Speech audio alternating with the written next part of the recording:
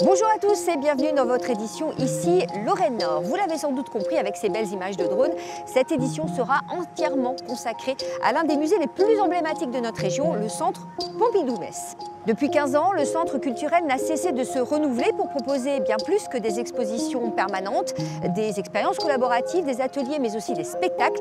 Petite rétrospective, on se retrouve juste après. C'était osé, chef-d'œuvre, même en mettant un point d'interrogation à la fin. Oser, culotté, être forcément attendu au tournant. Et bien voilà, Paris réussi, c'est une belle promenade.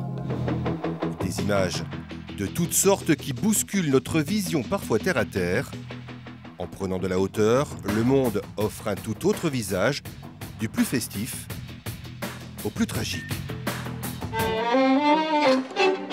L'Orchestre national de Lorraine et le Centre Pompidou, deux grandes maisons, se rencontrent pour deux représentations ce soir qui affichent complet.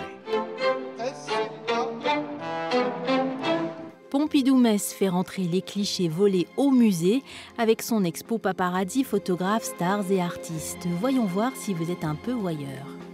Et qu'est-ce que tu as compris de l'art contemporain là en venant? J'ai compris que tant qu'un objet a été changé de fonction, ça pouvait être tout un art. Il y a 15 ans exactement, le 12 mai 2010, on inaugurait ici la toute première exposition du Centre Pompidou, chef-d'œuvre. Près de 800 œuvres magistrales, dont 700 issues des collections de Pompidou Paris. Un événement exceptionnel dans un bâtiment tout aussi incroyable en forme de chapeau chinois. Le retour, la genèse de ce projet avec Sébastien Roch.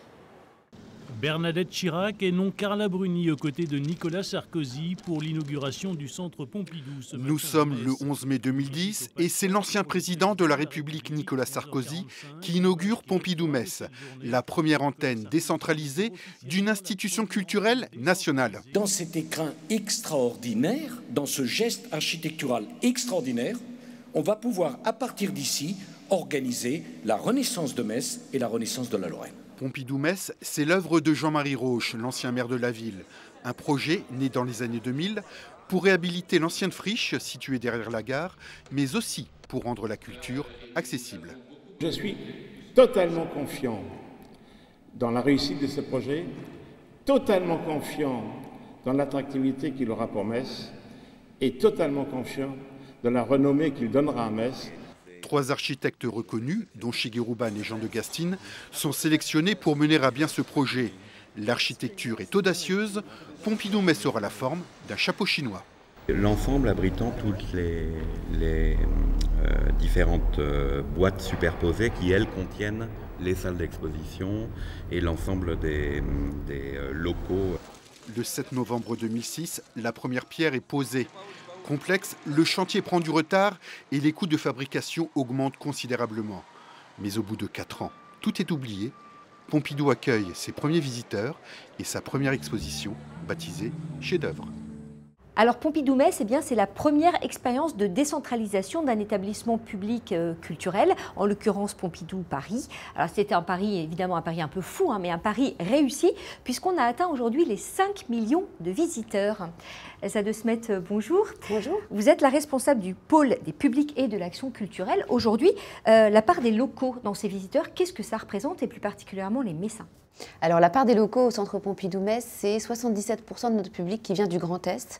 Et on sait aussi qu'on a un quart de nos visiteurs qui vient de Metz. Est-ce que vous avez mis en place des événements particuliers, des expositions particulières pour ancrer localement le public, pour faire en sorte que les Messins viennent ici justement? Alors les Messins, ils viennent ici, ils sont très fidèles, ils viennent parce qu'on a une politique de fidélisation de notre public avec un PASSEM qu'on peut prendre en solo ou en duo. On a un programme d'ateliers pour les enfants, on a un programme de conférences d'histoire de l'art qui fonctionne très bien. Et on a surtout 6 à 8 expositions par an. Ça veut dire que pour attirer les Messins, il a fallu vraiment se renouveler en permanence? Alors pour attirer les Messins, il a déjà fallu leur expliquer qui on était, ce qu'on faisait là, et qu'est-ce qu'on avait à dire, qu'est-ce qu'on avait à amener, parce qu'évidemment 6 expositions temporaires par an, c'est beaucoup d'œuvres aussi qui arrivent de partout dans le monde, qui arrivent des collections nationales, mais pas que, avec des thèmes différents à chaque fois. Donc c'est surtout la pédagogie, les rencontres, les partenariats. On travaille beaucoup avec vraiment le tissu local, le conservatoire Gabriel Péri, on travaille avec les écoles de Metz et de la région, on travaille avec les maisons de retraite, avec les EHPAD, avec le centre pénitentiaire, avec vraiment les acteurs locaux, de 7 à 77 ans, voire même plus petits, parce qu'on a des visites pour les enfants. D'accord. Ça veut dire qu'en fait, il a fallu vraiment aller chercher tous ces publics. Est-ce qu'on peut dire aujourd'hui, est-ce que vous avez l'impression que le centre est devenu un petit peu un lieu de rendez-vous, un lieu d'échange pour les Messins ? Je crois que c'est un vrai lieu de rendez-vous. Ils viennent régulièrement, ils viennent en groupe parfois. Et puis ici, on peut venir pour un café, pour un déjeuner, pour une expo, pour se donner rendez-vous, pour acheter un bouquin, etc. Et c'est devenu un lieu incontournable. Eh bien, merci beaucoup. Alors justement, est-ce que le centre est vraiment rentré dans le cœur des Lorrains, un peu comme la Plastane pour les Nancéens ? Qu'est-ce qu'ils en pensent ? Eh bien, on est allé leur poser la question. Je trouve que c'est une très bonne chose pour la ville déjà d'avoir un centre culturel comme ça aussi magnifique. Ça représente bien la Moselle en plus. Donc voilà, très heureux d'avoir en tant que Messin un centre aussi beau. Ça met Metz en valeur alors que c'est une petite ville, petite, je m'entends, mais c'est assez petit, donc ça met Metz en valeur, oui. C'est un musée très intéressant avec toujours de belles choses à découvrir et pas mal d'expositions, d'expositions permanentes et puis d'autres choses à découvrir, des expositions temporaires. Vous y allez souvent ? Une fois par trimestre, on va dire. Alors pour célébrer ces 15 ans, le musée a prévu toute une programmation tout au long de l'année, à commencer par cette exposition majeure qui va durer jusqu'en 2027 et qui réunit pas moins de 400 œuvres du musée Pompidou Paris.